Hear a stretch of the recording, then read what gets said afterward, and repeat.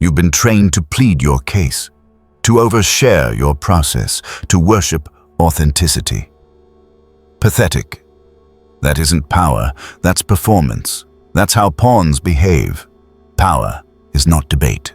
Power is positioning, and today, you stop performing for approval. You stop begging to be understood. From now on, you arrange the board. The arsenal begins with 3 surgical laws: weaponize underestimation, charm before truth, mystery as armor. Each one carved from Machiavelli's hard doctrine. Appearances rule, timing conquers, and revelation is the privilege of the strong. Never forget, Machiavelli saw it clearly. Men judge by appearances, not reality. Fortune bends to the bold, not the hesitant, and true power belongs to those who reveal last and least. So ask yourself, are you still dancing for applause, or are you finally ready to stop performing and start arranging the board? Law of weaponized underestimation. Stop correcting them. Stop explaining yourself. Let them misread you, because here's the truth. Underestimation is not an insult. It's camouflage. It's bait. It's the cloak of predators. How many times have you lunged into a meeting just to prove your intelligence? How many times have you argued on a call just to set the record straight? And what did it buy you? Power or just exhaustion? The urge to be understood is weakness, a desperate hunger for validation. When people misjudge you, they build a puppet in their mind, a flimsy caricature. And when they attack that puppet, your real position remains untouched, unharmed, invisible. That is the art of camouflage. It isn't hiding, it's baiting them into underestimation until the moment you strike. But weaklings can't resist feeding their egos. They defend their resumes to strangers. They over-explain their work to colleagues. They waste hours sparring with nobodies online. All of it is pathetic. All of it is self-sabotage. Ego doesn't fuel power, it bleeds it dry. You're fattening your pride while starving your leverage. Machiavelli spelled it out centuries ago. Everyone sees what you appear to be. Few experience what you really are. And he mocked human nature further. Men are so simple and so enslaved by their needs that he who deceives will always find those who let themselves be deceived.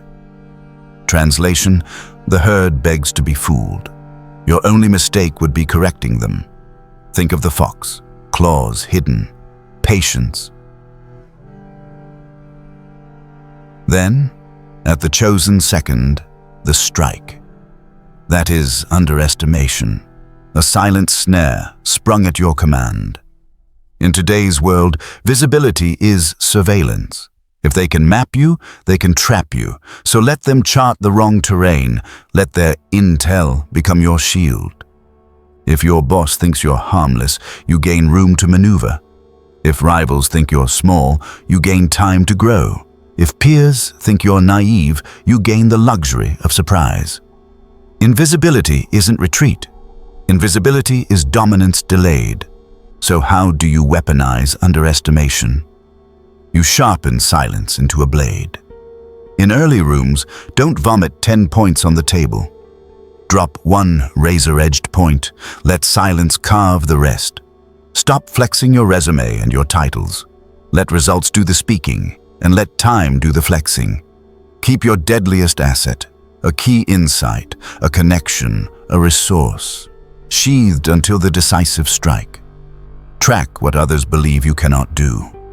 Then engineer one brutal move to shatter that illusion, and above all, welcome the smirk. If they laugh at your restraint, if they mistake your quiet for weakness, they've already lost. The trap is closed, underestimation is credit, and the most ruthless players don't waste it on petty purchases, they cash it in for conquest. So the question remains, next time they misjudge you, will you argue like a fool, or will you weaponize their ignorance and rule in silence? Hey guys, we're Wisdom, based in Abu Dhabi. We use AI tools to make these concepts come to life, but it's our amazing team who goes deep, breaking down powerful philosophical ideas and showing how they really apply in everyday life. We hope you enjoyed today's content. Law of capturing the room before the kill. Win the room first, win the argument later. That's the law. Think hard. When was the last time someone truly changed their mind because you drowned them in facts? Exactly. It doesn't happen. People don't submit to logic. They submit to the person who makes them feel safe, seen, and understood. Affinity bends behavior. Facts alone do nothing. And here's where the mediocre fail. They firehose details. They correct people publicly, clinging to accuracy as if truth itself were a weapon. But accuracy without power is impotence. Their precision breeds nothing but resistance. They walk away baffled, whining about why no one listens. The answer is simple. They mistook accuracy for influence, and in grasping for both, they lost everything. Machiavelli exposed the truth centuries ago. A ruler must appear merciful, faithful, humane, religious, upright, yet wield the freedom to betray all of it when advantage demands. Promises are disposable. Virtue is theater. He warned, break your word when necessity shifts, so long as your mask stays intact. Translation, charm is your Trojan horse. Truth is the payload hidden inside. You choose the timing of the detonation. Look around. In politics, in sales, in boardrooms, likability is the soft key that unlocks the fortress. No warmth, no entry, no persuasion. It doesn't matter how brilliant your argument is if the gates never open. So how do you command the room? Lead with temperature, not thesis. Walk in and dictate the emotional weather. Say, we're all pressed for time. Here's the 2-minute version. Relief floods the room. Instantly, you own it. Mirror without parody. Match energy at 80%, not 100. Similarity forges trust. Mimicry forges suspicion. Exalt others in public, correct only in private. Guard their dignity, and they'll guard your proposals. Sequence truth like contraband. Begin with what helps them now. Once their defense is lower, smuggle in the sharper truths. Bank credibility. Deliver wins stamped with your name. Charm opens the door. Consistency keeps it open. Never forget this. Feelings are the lockpick. Facts are the knife slid in after the door opens. Because influence is not about being right. It's about being irresistible. And once you master that, you don't just win arguments, you win people. And people are the levers that move empires. So I ask you, will you keep shouting truth into locked gates, or will you seize the room, open the door, and decide when the blade goes in? Law of curated mystery, vanished to strike. Control access, control interpretation, that's the command. Power lives in the gap between what they see and what you do. When people can predict you, they preempt you. Predictability hands them the map, then you defend. They move first. You react. That is weakness. But when you're opaque, when they can't read your ledger or plot your rhythm, mystery becomes gravity. Attention doesn't chase the known. It orbits the unknown. And here's the pathetic truth about most people. They overshare. They broadcast plans like amateur radio hosts. They live stream their drafts, their doubts, their next 10 steps. They confuse transparency with tactical suicide. What they think is clarity is actually a GPS for their rivals. It's not brave, it's careless, it's begging to be outflanked. Machiavelli didn't romanticize honesty. He prescribed roles. Be the fox to spot traps, be the lion to smash wolves. Hide your intent like the fox. Deliver shock like the lion. Appearances are not trivial, they're instruction manuals for others. If you curate the surface and conceal the gears, you control the story. Enigma is not flair, it's armor. In an age of endless posting, scarcity is the signal of strength. When you show less, everything you show amplifies. Uncertainty breaks your rivals' models. They can't plan against a variable they cannot see. That missing variable is you, and that absence becomes leverage. So how do you practice this? Publish outcomes, never blueprints. Announce the victory after the work is done. Tease the next landmark, but never the machine behind it. Vary your tempo, sometimes appear, sometimes vanish. Make pattern-seeking a waste of time. Compartmentalize ruthlessly. Not all minds get all files. Cross-talk kills mystique. Deploy decoys, small, harmless projects to occupy sightlines while the real work ripens in shadow. Exit conversations early. Leave a question dangling. Curiosity binds them to you. They'll keep returning to close the loop. Mastering this starts inside. Restrain the urge to explain. Train your mouth to be a valve, not a faucet. Delay gratification. Hold your wins. Tighten your cadence. Self-discipline turns secrecy into strategy. The quieter you are about your means, the louder your results will roar. And that internal mastery buys you external domination. When you control access, you control who touches the levers. When you control interpretation, you control the narrative others must obey. Your restraint becomes their confusion becomes your time. Your time becomes advantage. That advantage becomes moves they cannot parry.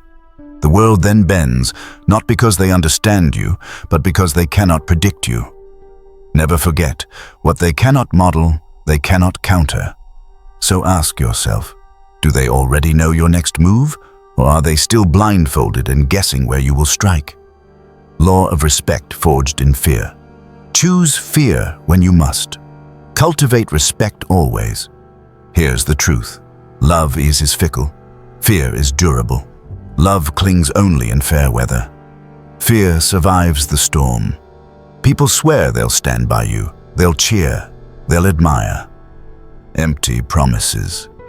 Because when pressure hits, when survival is tested, applause is worthless. Only consequences keep people aligned. And here's where you disgrace yourself. You beg for approval. You chase popularity like a court jester. You confuse being liked with being powerful, pathetic. And when the stakes rise, you're abandoned, left naked in the fire. Because what you built weren't alliances. They were friendships made of sugar, melting at the first drop of heat. Machiavelli said it without mercy. It is much safer to be feared than loved. A ruler who trusts gratitude is a fool waiting for betrayal. Gratitude dissolves the moment survival demands sacrifice, but fear binds. Loyalty built on feelings collapses. Loyalty built on consequences holds the line. Look around. In offices, in markets, in relationships, people clap for your generosity while it costs them nothing. But the day's sacrifice is required, they vanish like smoke. That's why controlled fear buys reliability. Love buys noise. Fear buys order. So how do you build this? Quiet punishments, not empty threats, precedents. Let people witness what happens when lines are crossed. Protect boundaries with iron. Enforce small rules consistently, so violation always carries weight. Never confuse cruelty with command. Brutality without purpose is incompetence. Severity is a blade, not a bludgeon. Wield it only to secure future order, then sheath it. Signal, don't scorch. Let them fear the invisible consequences, not you personally, but it starts inside. You must kill the craving to be adored. Starve the addiction to applause. Steel your will to act when necessity demands coldness. That inner mastery radiates outward. Discipline creates authority. Authority breeds respect. Respect enforced by fear becomes unshakable. Because here's the law, affection fades. Calibrated dread endures. Build structures that people fear to break, and they will guard those structures for you. So I ask, are you still clinging to the fragile fantasy of being loved? Or are you constructing the iron fortress of being respected? Law of power. Clothed in illusion. Dress your power so the world believes it before it ever sees it. Here's the truth. Perception is the currency of influence. People don't act on what's real. They act on what they see, what they feel, what they assume is real. Control the illusion, and you control their behavior. And here's where the small-minded lose. They obsess over skill, over accuracy, over being right. They bleed themselves dry, proving capability, but they forget optics. They enter the room sloppy, uncertain, unpolished, and in an instant their true ability is irrelevant.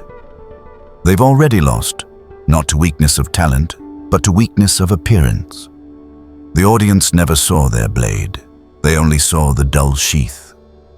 Machiavelli dissected this centuries ago. Men judge more by the eye than by the hand. Everyone sees what you appear to be. Translation: perception outranks reality. If the crowd sees greatness, it becomes truth. If they see hesitation, that too becomes truth. Appearances don't mirror reality. They rewrite it. Look at today's battlefield. LinkedIn profiles, boardroom entrances, first impressions, reputations whispered in corridors. All of it runs on signals. A polished profile unlocks doors. A cluttered one never will. A confident entrance sharpens your ideas before you speak them. Control the appearance, and you dictate expectations. Dictate expectations, and you dictate behavior of allies, rivals, and enemies alike. So, how do you weaponize this? Curate your signals with surgical precision, wardrobe, posture, cadence, visuals. Nothing accidental. Stage moments of impact. One undeniable demonstration of competence silences 100 critics. Trade explanations for ritual. Formality and consistency forge credibility faster than evidence ever could. Let performance frame the perception, and let results deliver the kill shot. The mask primes them. The outcome locks their belief in chains. But first, mastery begins inside. Train yourself to treat appearance as strategy, not vanity. Starve the naive urge to just be seen for who you are. Who you are is irrelevant. What they believe you are, that is power. Discipline yourself to sculpt the mask until it becomes second skin. Because here's the law. Appear as the answer, and the world kneels before the illusion. So I ask you, are you still waiting for recognition like a beggar? Or will you seize the stage, dress your power, and force the world to believe before you even open your mouth? Law of striking before the world can breathe. Seize the moment. Make luck a habit. Here's the truth. Fortune does not reward the cautious. She bends only to the audacious. Hesitation doesn't shield you. It marks you as prey. Every second you stall, someone else scripts your fate, and you're left playing on their board, by their rules. And here's where you disgrace yourself. You wait for permission, for certainty, for the mythical, perfect timing, weak. While you hesitate, your rivals are all already in motion. They strike first, they bend chaos to their will. And when you finally crawl forward, it's too late. The game has already been rigged against you. Machiavelli ripped through the illusion centuries ago.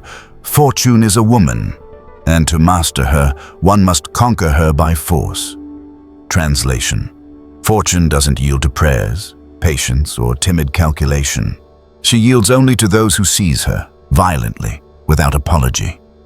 Look at today's arenas: startups, politics, careers. The winners aren't the ones who studied the angles to death. They're the ones who moved first, moved hard, and forced the world to adjust around them. Boldness creates leverage.